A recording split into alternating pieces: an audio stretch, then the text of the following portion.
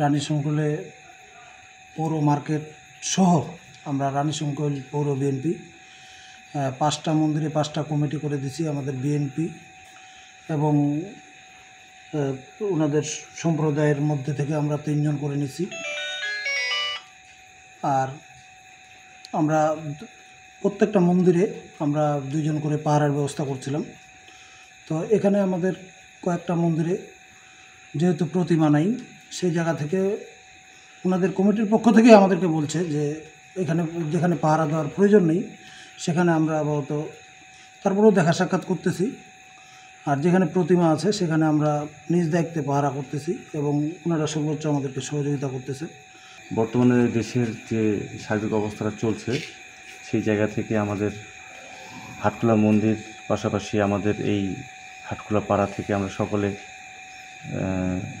নিজ নিজ দায়িত্বে এখানে দেখাশোনা করছি। পাশাপাশি এখানে যে আমাদের রাজনৈতিক দলগুলো আছেন ওনারা আমাদেরকে ডেকেছিলেন, ওনাদের নিজস্ব একটা কমিটি তৈরি করে দিয়েছেন সার্বিক সব কিছু মনিটরিংয়ের জন্য। আমরা আসছি, পাশাপাশি ওনারাও এসে আমাদের সার্বিক পরিস্থিতিটা অবজার্ভ করে যাচ্ছেন।